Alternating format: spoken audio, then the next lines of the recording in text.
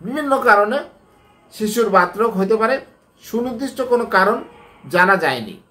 ধারণা করা হয় কিছু কিছু ক্ষেত্রে শিশুদের জেনেটিক কারণে হয়ে থাকে।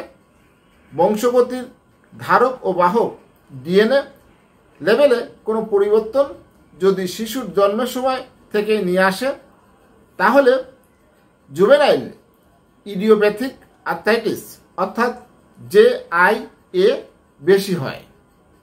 আসসালামু আলাইকুম। হ্যালো বন্ধুরা, MH medicine and health tips থেকে সবাইকে জানাই স্বাগত। আজকে আপনাদের জানাবো শিশুদেরও কি বাত রোগ হয়, এটাই মূলত জানানোর চেষ্টা করব। আমরা সবসময় ভাবি প্রাপ্ত বয়স্কদেরই মনে হয় বাত রোগ হয়ে থাকে, কিন্তু না, শিশুদেরও কিন্তু হতে পারে। সেগুলো সংক্ষেপে JIA বলে। এখন আপনাদের জানাবো শিশুর বাত রোগ কি। বড়দের ক্ষেত্রে বাত রোগের বিশেষ নাম থাকে, যেমন রিউমাটয়েড আর্থ্রাইটিস, স্পন্ডাইলো আর্থ্রাইটিস। শিশুদের ক্ষেত্রে দেখা যায় বাত রোগের যে লক্ষণগুলো আছে, প্রাপ্তবয়স্ক হওয়ার পর বাত রোগের প্যাটার্ন পরিবর্তন হয়ে যায়। তার আগ পর্যন্ত এটিকে জুভেনাইল ইডিওপ্যাথিক আর্থ্রাইটিস নামে অভিহিত করা হয়। পরে প্রাপ্তবয়স্ক হওয়ার পরে বাত রোগের কোনো শাখায় সেটা সে যাচ্ছে, সেটার উপর নামকরণ করা হয়। এখন আপনাদের জানাবো শিশুর বাত রোগ কেন হয়। বিভিন্ন কারণে শিশুর বাত রোগ হতে পারে, সুনির্দিষ্ট কোনো কারণ জানা যায়নি। ধারণা করা হয় কিছু কিছু ক্ষেত্রে শিশুদের জেনেটিক কারণে হয়ে থাকে। বংশগতির ধারক ও বাহক ডিএনএ লেভেলে কোনো পরিবর্তন যদি শিশুর জন্মের সময় থেকে নিয়ে আসে, তাহলে জুভেনাইল ইডিওপ্যাথিক আর্থ্রাইটিস অর্থাৎ JIA বেশি হয়। শিশুদের শরীরের রোগ প্রতিরোধ ক্ষমতা ভাইরাস ও ব্যাকটেরিয়া সংক্রমণ থেকে রক্ষা করে।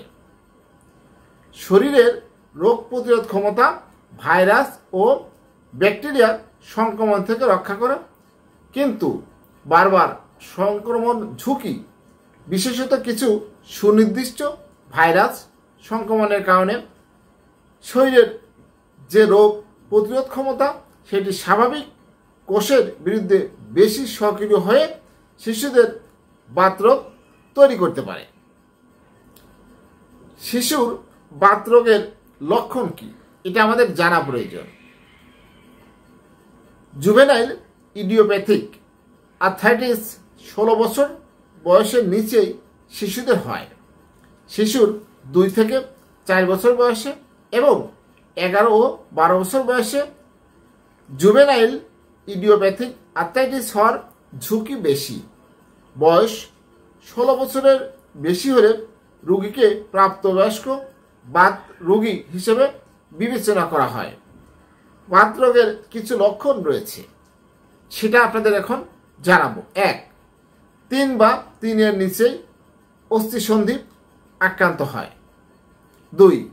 গিরা ব্যথা, গিরা ফুলে যাওয়া। 3. কিছু কিছু ক্ষেত্রে গিরার পাশে রগে প্রদাহ হয় এবং ব্যথা হয়। 4. গিরা ভাঁজ করতে না পারা, ঠিকমতো হাঁটতে না পারা, ওঠা থেকে বসার সময় সমস্যা হওয়া। 5. জ্বর আসে, গলা ব্যথা, শরীরে লাল লাল ফুসকুড়ির মতো দানা দেখা দেয় অনেকেরই। এখন আপনাদের জানাবো শিশুর বাত রোগের ধরন। যদি বাত আক্রান্ত অস্থিসন্ধির সংখ্যা 5-এর কম হয়, তাহলে তাকে অলিগো আর্টিকুলার JIA বলে। আক্রান্ত অস্থিসন্ধির সংখ্যা অত্যাধিক হলে তাকে পলি আর্টিকুলার JIA বলে। অস্থিসন্ধির সঙ্গে রগের ব্যথা থাকলে তাকে অ্যানথ্রাসাইটিস রিলেটেড আর্থ্রাইটিস বলে। অস্থিসন্ধির আক্রান্ত হওয়ার পাশাপাশি জ্বর, ক্ষুধামন্দা, মাংসপেশির ব্যথা, ওজন কমে যাওয়ার মতো লক্ষণ থাকলে সিস্টেমিক আর্থ্রাইটিস বলে। চিকিৎসা এবং ঝুঁকি। যে কোনো রোগেরই চিকিৎসা কম বেশি রয়েছে বা ঝুঁকিও থাকতে পারে। একজন বিশেষজ্ঞ বলেছেন, শিশুর বাতরোগের চিকিৎসা যদি সঠিক সময়ে না করা হয় তাহলে আক্রান্ত অস্থিসন্ধিগুলোর কার্যক্ষমতা হারিয়ে ফেলার ঝুঁকি থাকে। শিশুর অস্থিসন্ধি এবং মাংসপেশির বৃদ্ধি বাধাগ্রস্ত হয়। অসুস্থ থাকার কারণে মানসিক বিকাশ ঠিকমতো হয় না। বাতরোগের চিকিৎসা দেওয়ার ওষুধের কারণে বারবার সংক্রমণের ঝুঁকি থাকে। শিশুর বাতরোগ অনেক সময় দেখা যায় হঠাৎ করে হয়, আস্তে আস্তে বাড়ে। প্রথম দিকে হালকা ব্যথা, পরে লক্ষণগুলো তীব্র হয়। এক্ষেত্রে চিকিৎসার জন্য প্রথমে শিশু বিশেষজ্ঞ এবং পরবর্তীতে বাতরোগের বিশেষজ্ঞের শরণাপন্ন হওয়ার কথা বলেন বিশেষজ্ঞ চিকিৎসকেরা। বাতরোগে পুরোপুরি নিয়ন্ত্রণযোগ্য এবং দীর্ঘমেয়াদে ওষুধ খেতে হয়, এই বিষয়টি রোগী ও তার অভিভাবককে বোঝানো হয়। বড়দের বাতরোগের চিকিৎসা থেকে একটু আলাদা হয় শিশুদের বাতরোগের চিকিৎসা। শিশুদের বাতরোগের চিকিৎসায় বিশেষ করে স্টেরয়েড জাতীয় ওষুধ যত কম সময় এবং কম ডোজ দেওয়া যায় তত ভালো, বা না দিতে পারলে আরও ভালো। কারণ স্টেরয়েড জাতীয় ওষুধ শিশুর স্বাভাবিক বৃদ্ধি ব্যাহত করে। ব্যথা কমানোর জন্য ব্যথানাশক ওষুধ এবং বাত নিয়ন্ত্রণকারী ওষুধ দেওয়া হয় অত্যন্ত স্বল্প ডোজে।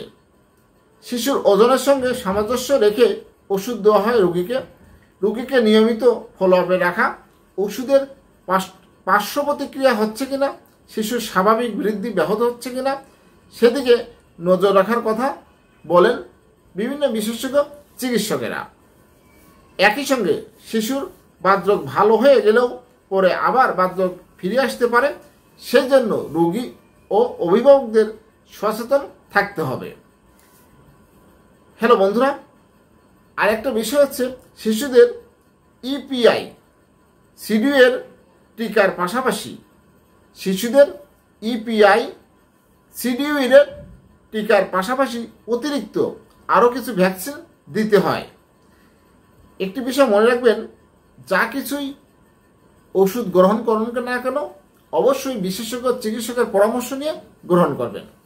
হ্যালো বন্ধুরা, আমার এই ভিডিওটি যদি ভালো লাগে, নতুন নতুন ভিডিও পেতে আমার চ্যানেলটি এখনই সাবস্ক্রাইব করে রাখুন, লাইক, কমেন্ট, শেয়ার করুন। সবাই ভালো থাকবেন। আজকের মতো বিদায় নিচ্ছি। আল্লাহ হাফেজ।